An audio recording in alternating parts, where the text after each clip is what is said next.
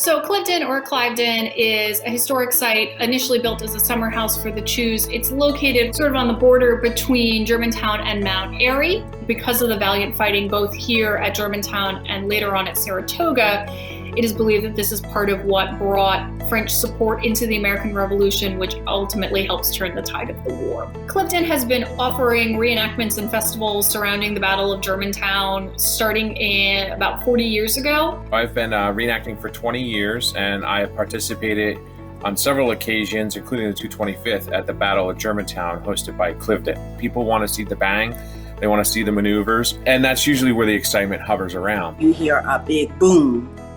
Then you're like, oh my gosh, what is that? Then you're like, oh darn, they're having a festival today. A lot of vendor trucks, entertainment, and seeing a lot of people that you haven't connected with in years. So that's always a highlight.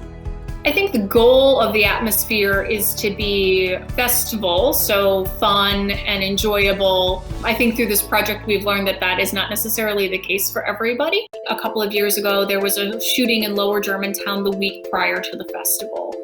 We were receiving feedback from our community suggesting that maybe doing a reenactment in our neighborhood using firearms was maybe not the best use of our time or resources.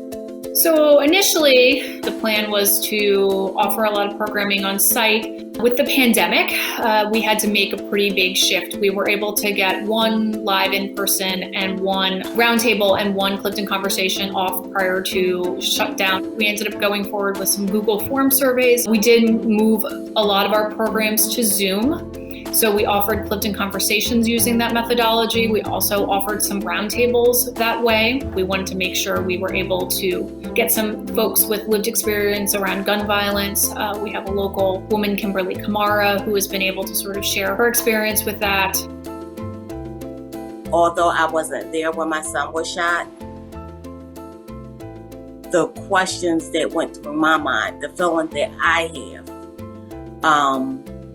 of how he felt.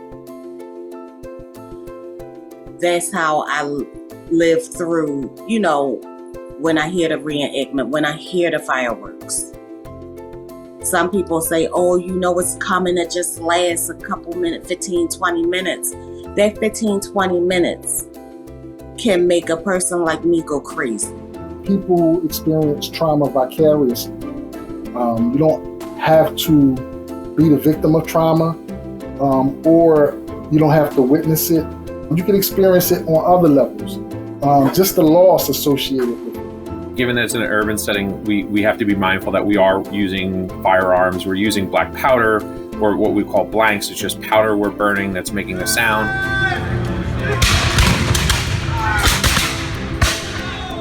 Now, could you imagine what that could do to somebody who's hypervigilant? Just hearing those noises nonstop.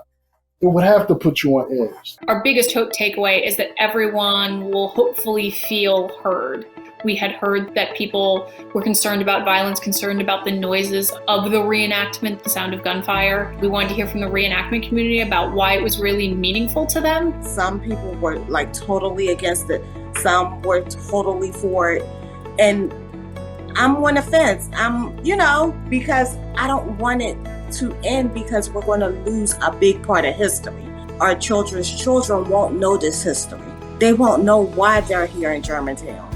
If you eliminate from a battle reenactment the actual battle reenactment, you're not getting a sense of why they wear the uniforms they do, why music is played, and why officers have the tools that they have. It's also to bring attention to historic sites, especially small historic sites. It's always good when you have both sides wanting to talk instead of bickering back and forth.